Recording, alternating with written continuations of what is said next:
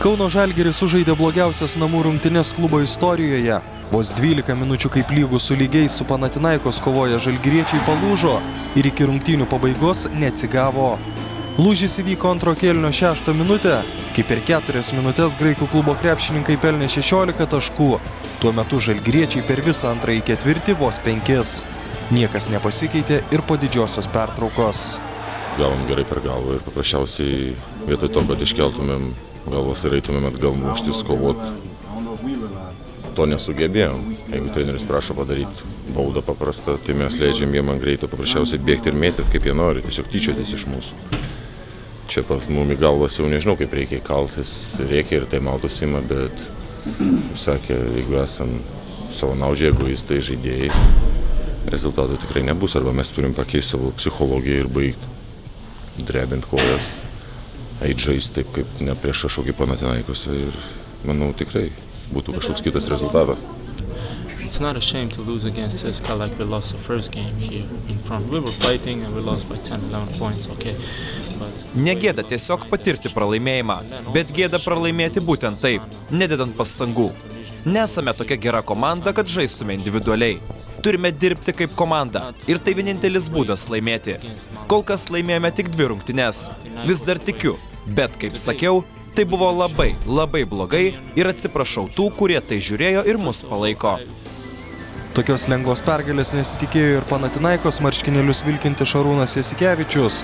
Pastarasis prie pergalės prisidėjo 6 taškais ir 3 rezultatyviais perdavimais. Žalgiris turi daugiau problemų, aš sakiau vakar, nereiškia, kad šiandien turėjo būti tokios lengvos varžybos, kurių ir mes nesitikėjom, ir žiūrovai turbūt nelaukė tokių, ir Žalgiris turbūt tikėjosi geriau pasirodyti. Nu ką, jie matosi, kad ne pačius geriausius laikus išgyvena, bet vėlgi potencialo tai daug, tik tai neaišku, žinot, man irgi sunku šnekėti, nes nežinau, kaip jie ten dirba kasdieniniam darbe, o kasdieninis darbas tai yra viso, kaip sakant, mūsų profesijos esmė, kaip ir turbūt bet kurioje profesijoje, ne? Kas nulėmė tą lūžį po pirmo kėlinio?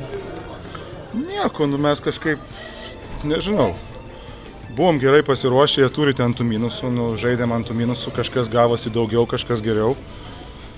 Sakau, prie 15 000 gerokai įšilusių lietuvaičių taip laimėti tikrai nesitikėjom. Apmaudą po blogiausių sezono rungtynių liejo ir Žalgirio strategas Aleksandras Trifunovičius, kuris iškart po rungtynių dar neturėjo atsakymų, kodėl jo auklėtiniai sužaidė taip blogai.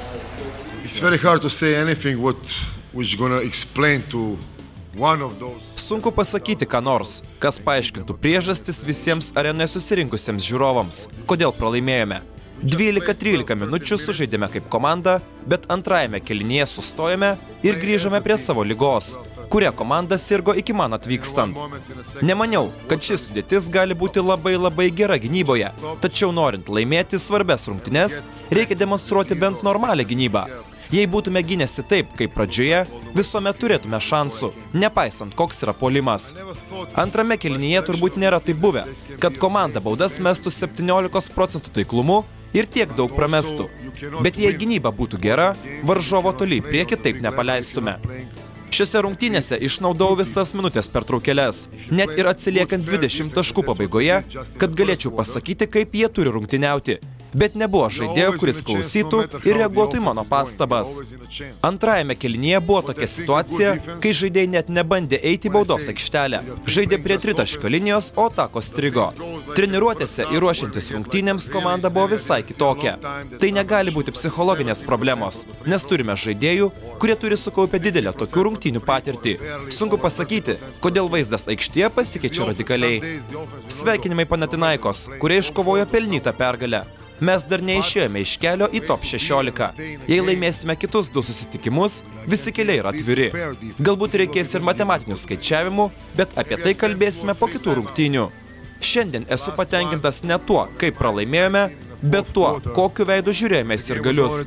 Lietuvoje dirbu 3,5 metų. Kai pamačiau žaidžiant prieš Šiaulius 11 000 žmonių, tai man ne tik didelė atsakomybė, bet ir tai, kas stumia mane į priekį. Tai yra puikus klubas, puikia arena. Kol kas negaliu atsakyti klausimus. Kas dar gali motyvuoti, jei to padaryti negali net pilna arena? Vis dėlto tikiu, kad galime per likusias 2 rungtynes padaryti gerus dalykus, o patekę į top 16, po šventinių atostogų galime grįžti pailsėno krepšinio, geros nuotaikos ir vidinės būsenos. Problema nėra treniruotėse, tai tiesiog žaidėjų mentalitetas. Jie palūžta labai lengvai ir po to nesugeba atsitiesti. Po savaitę žalgiriečiai žais vieną svarbiausių sezono rungtynių Bamberge su vietos krepšininkais.